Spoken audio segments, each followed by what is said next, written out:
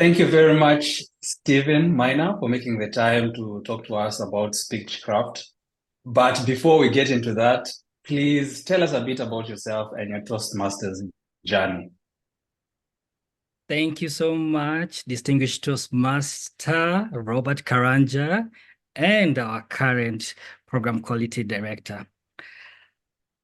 I remember back in 2018 when I had a conversation with our HR business partner, and he said, Stephen, I know there's something in you, but when you come to meetings, it's quite hard to understand what you want to put it out. You may want to just go and work on your communication skills if you want to grow in the corporate ladder. And he shared also the way I was supposed to pursue it. The famous words were Toastmasters. At first, I was wondering, is this something that will focus on masters of ceremony, like the MCs? Is that what they wanted? Did they want a bubblier person? Because I felt maybe in the corporate sector, I should just focus on being analytical, as often I am, and just throw them the data. But it came to be that it's always how you try to communicate to different people that is quite key. So from that time, I went for my first meeting after being introduced to Mombasa Road Toastmasters. And this was through Diane Wanja from Alibad's. I was sold in the first meeting. I felt this is a place that I need to be. Talked to the vice president of membership then and registered. From that point onwards, my journey has been one of fun, mnemonic or memorable, and mysterious also. Last year, I drew my hat into the ring to say I want to be the district director, having taken up different leadership roles. And I realized something. Sometimes the opportunities that you're looking at may not be the ones that you need at that point, but also it is good to always try out new things. So as such, that has been my motto so far. I've been in various leadership positions in the club, and also I really enjoy mentoring new Toastmasters.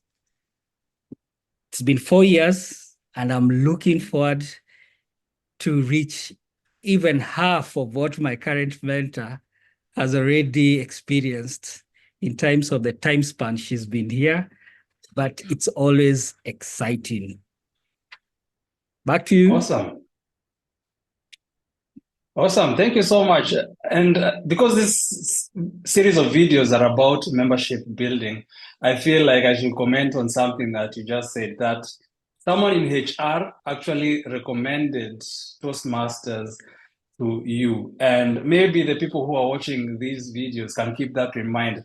Reaching out to corporates, even though the corporate doesn't create a Toastmasters club, or even though the corporate does not create an opportunity for you at that time, creating that kind of awareness in their mind might yield fruits for the clubs in our district, might yield fruits for our club. So reach out to those corporates with your flyers and introduce yourselves to them. Tell the HR people in your organization about you being a member of Toastmasters. And you never know how that can turn out. So let us talk about Speechcraft. And let's start off by hearing, what is Speechcraft and how does it work?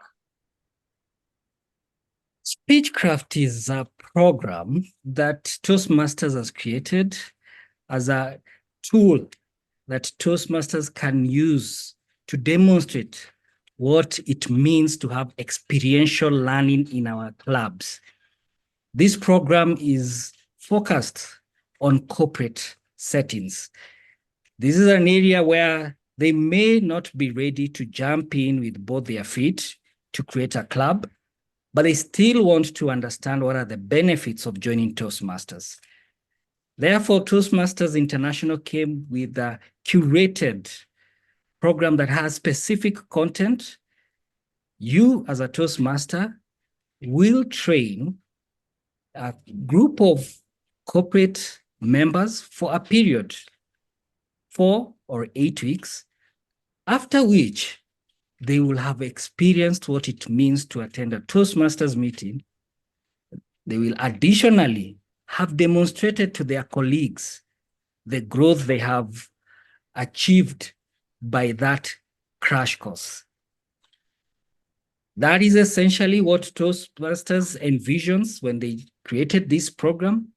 And from that point, it acts as a proof point to the HR or the corporate executives as to why it will be essential for them to establish a Toastmasters club within the organization.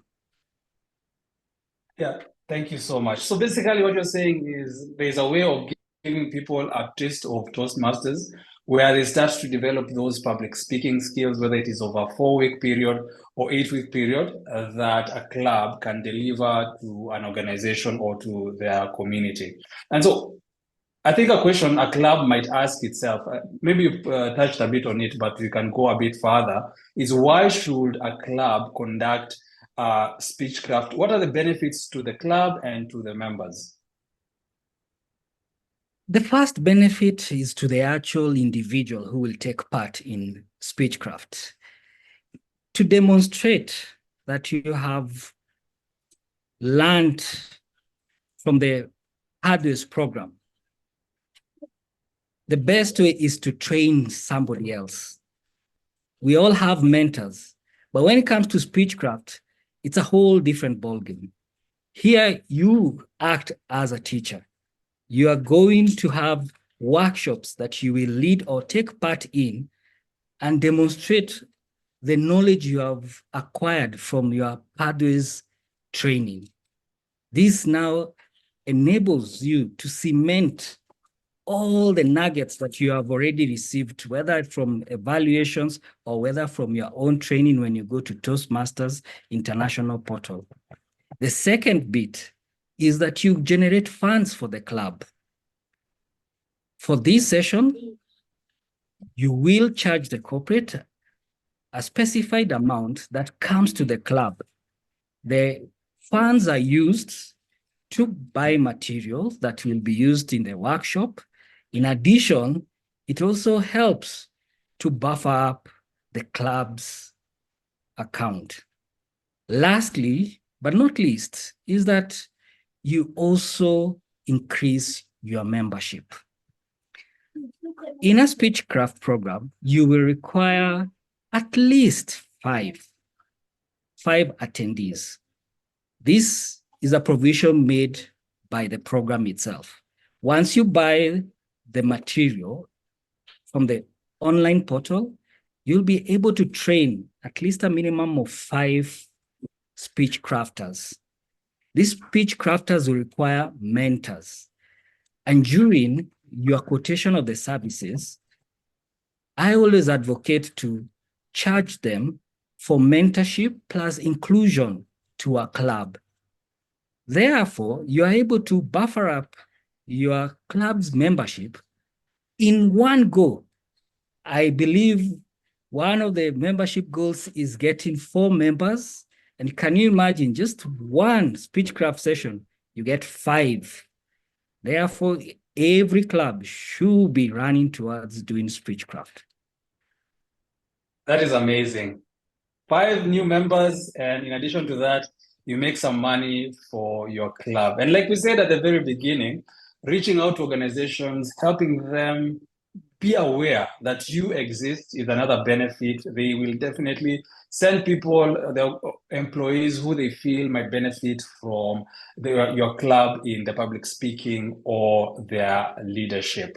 Are there any special considerations that we need to make when reaching out to corporates, specifically relating to finances? Indeed, there are.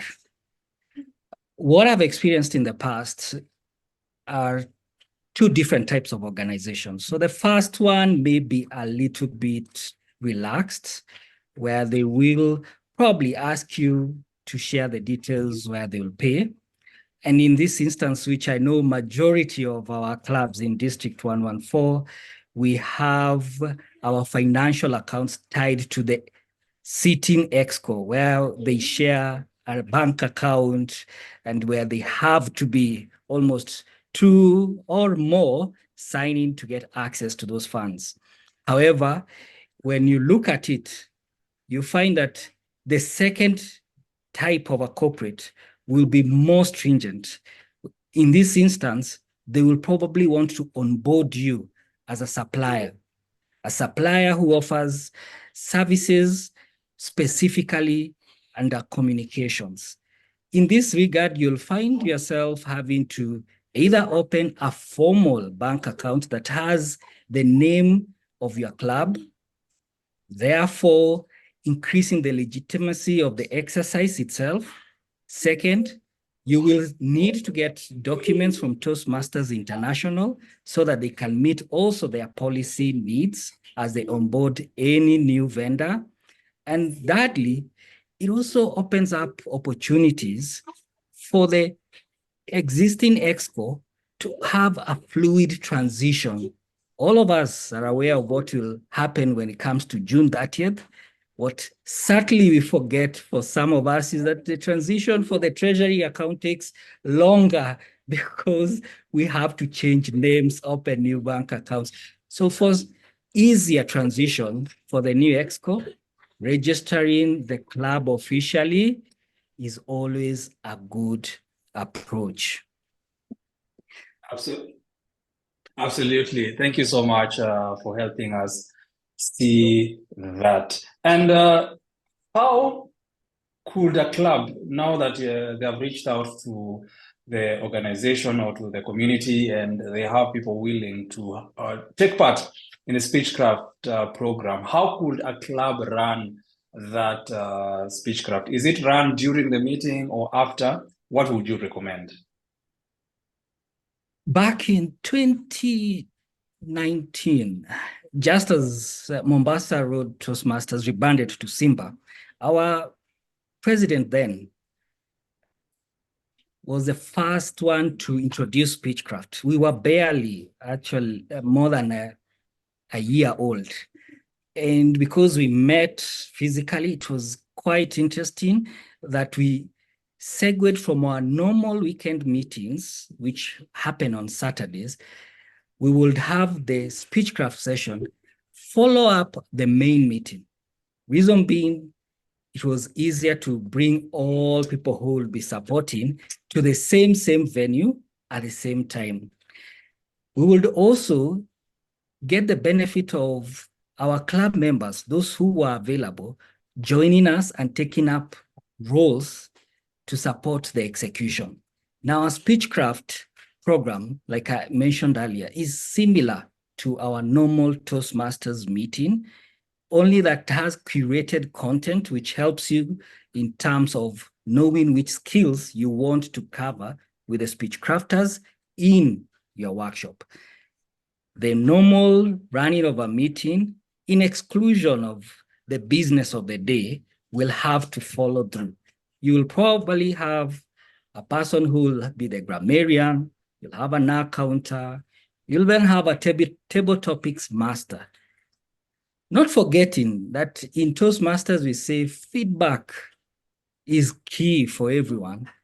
Evaluators are also most welcome, and getting members of the club to support in this exercise really aids.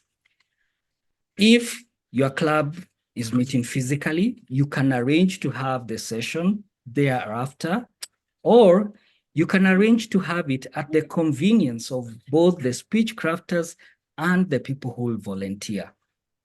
We have had different schedules, some within the week based on the availability of the Toastmasters, and others even on weekends. This is something that the club, and specifically the Speechcraft coordinator, will have to discuss with the team that they develop. Yeah, I actually remember a specific speechcraft being carried out on a Sunday because it was being offered to members of a church by one of the members of Toastmasters in our district. So it really depends on what is convenient for the club and what is convenient for the people that you are targeting. And as we come to a close, are there specific things that a club needs to do in order to ensure that they get the membership increase benefits from running a Speechcraft? Yes.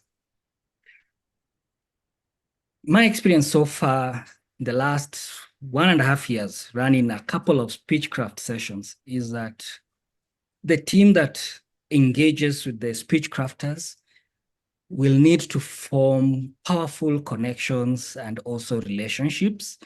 Will need to keep inviting the Speechcrafters to sessions within their club so that they can see what happens outside the Speechcraft session.